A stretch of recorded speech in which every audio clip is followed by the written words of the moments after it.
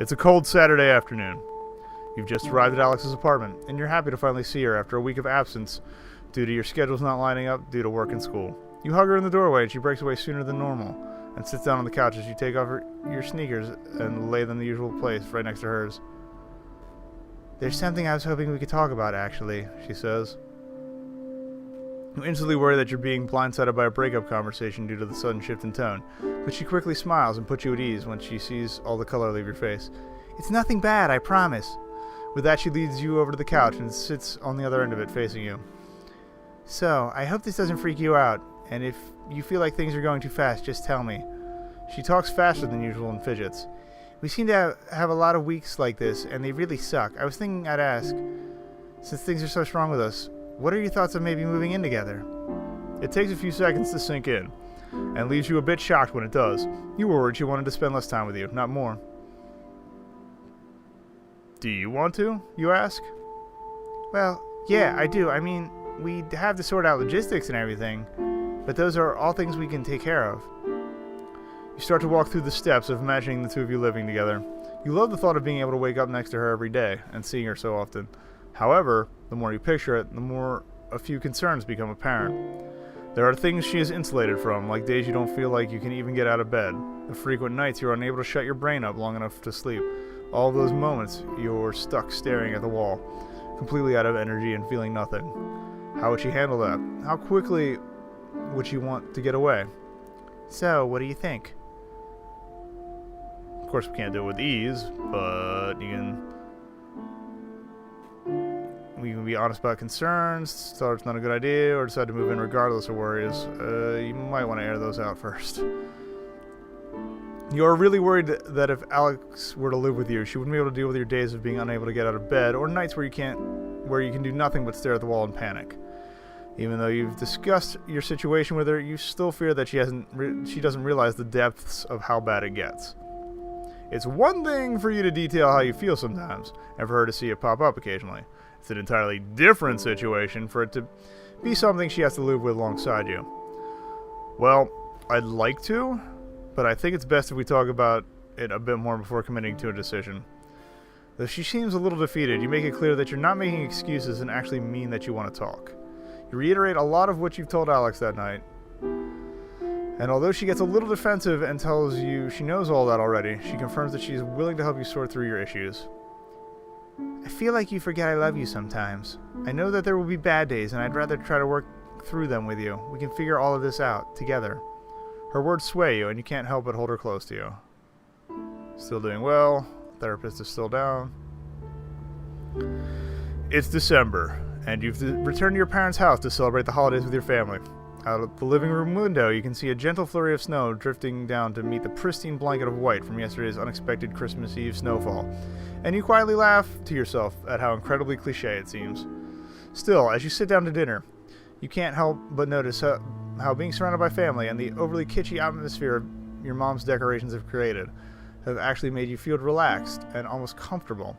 Your mom is running around frantically, checking the oven and the stockings and just generally trying to family time it up, while your dad sits at the head of the table drinking a beer and laughing with your brother Malcolm.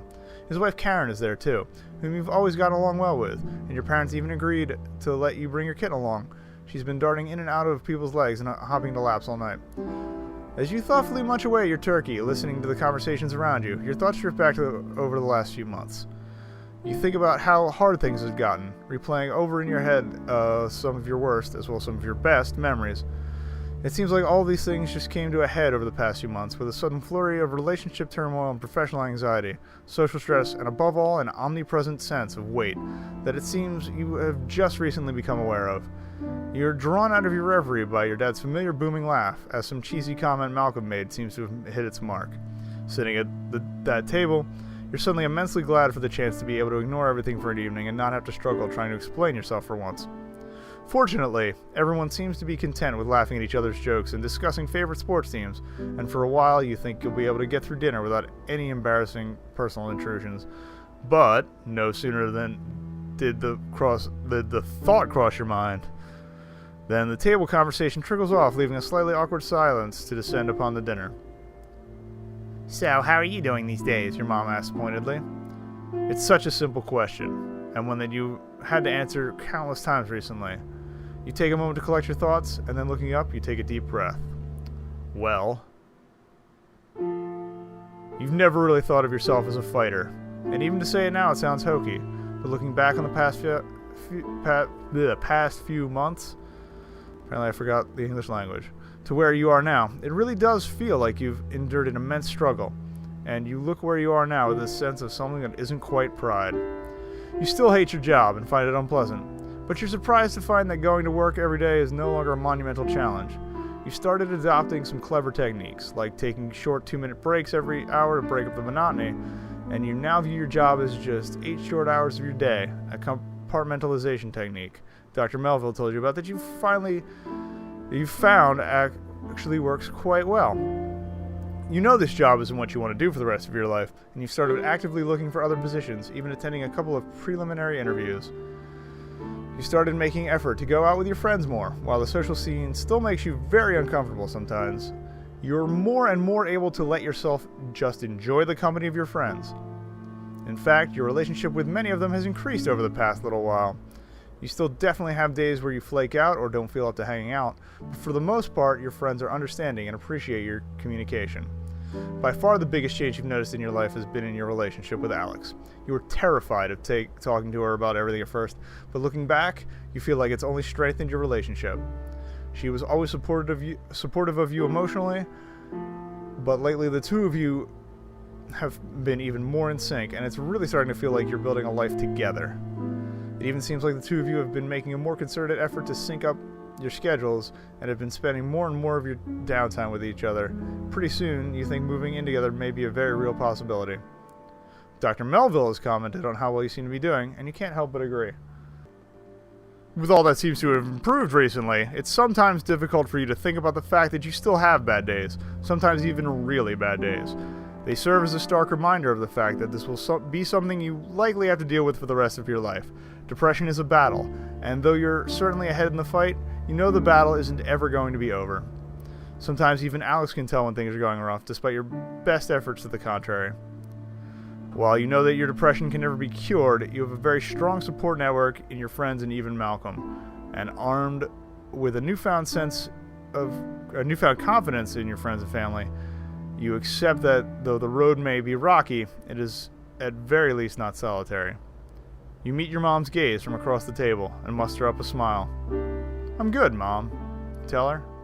She says nothing, but you can feel her smile from across the room. Epilogue. We really want to thank you for taking the time to play Depression Quest. We realize it may not be the most enjoyable game you've ever played, or even the easiest, and we sincerely appreciate your involvement. Like Depression itself, Depression Quest does not have an end, really. There is no neat resolution to depression, and it was important to us that Depression Quest's own resolution reflect that. Instead of a tidy ending, we want to just provide a series of outlooks to take moving forward. After all, that's all we can really do with depression, just keep moving forward.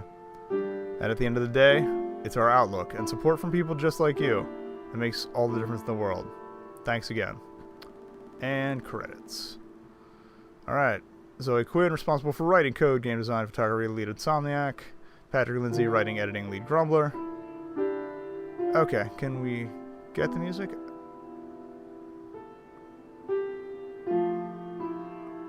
Alright. I was wondering about the piano layer, because I actually let this run the other day and then didn't get around to recording. But it's very good background music, actually. Special thanks to a lot of people. Yeah. Feel free to pause and read that if you like. Or, play the game. And thank you for being willing to play games that are meant to be something other than simply fun. And that is that. I guess I'll end on a little note. I've been wanting to play this for a while because God, it feels like forever ago now. Like towards the end of high school, I'm pretty sure I came down with pretty solid case of depression. A lot of, beyond the normal teen angst. And Never got diagnosed, you know, kept it mostly covered up. And, yeah, a lot of things suffered for it. Instead of, you know, actually trying to get help from friends and letting them know what was up, I got really weird and actually lost a couple friends because of it, or at least was pretty distant from them, or had them put me at several arm's length for quite a while. So, yeah, I definitely recommend this if you're even just curious about it, or, you know, it's not a clinical diagnosis by any means, but it's a pretty decent approximation of what depression and similar statuses are like. So that's kind of basically, it was kind of like self-confirming my own self-diagnosis watching this. But yeah, if you're feeling bad, definitely talk to friends, family, whoever you trust first. And if you don't feel like opening up to them, there are organizations out there, plenty of them. I know games-related wise, there's Take This. They discuss this sort of thing and share other people's tales all the time. And most, I'm pretty sure therapists have a non-disclosure thing where they're not going to let your details, they're legally not allowed to share your details. So it's a one-on-one thing, and if nothing else, you can confide in the anonymity of that. Or, you know, make an anonymous account somewhere where there's support groups online.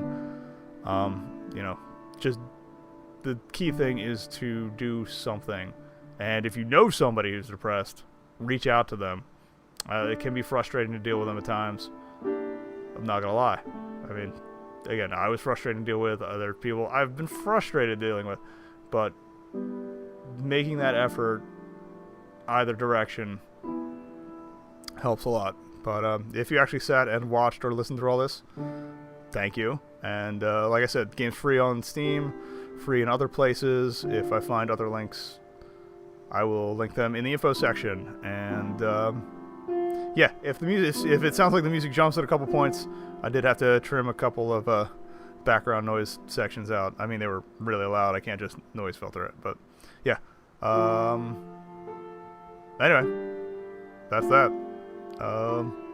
Like, comment, subscribe, and so forth. Bye.